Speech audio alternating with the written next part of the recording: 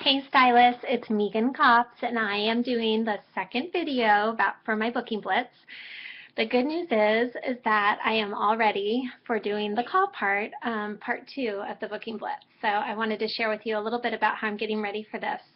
Really exciting. I had 2 people email back about booking shows for August just from my reach out via email. So now my goals have changed a little bit more, and I want to book 4 shows for August and get 2 more shows on the books by calling today, because I know that it's so much more effective to get people on the phone.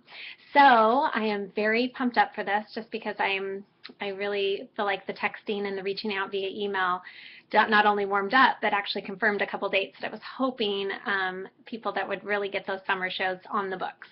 So the things I'm getting ready for today, I always kind of start by thinking about what I'm going to say, and the words to say for August that's in the lounge is perfect for that. So it has all of the things that I would need to touch on when I chat with my hostesses today. So I'm reviewing that. I like to get myself kind of excited by listening to my favorite music for a few minutes before I do my first few calls, just to get myself warmed up. Call Me Maybe is definitely on the playlist, so I'm going to be listening to that. And of course, I still have my tile here to remind me as to why I'm making the calls and how much I want that kitchen to look the way that I'm hoping that it will look very soon.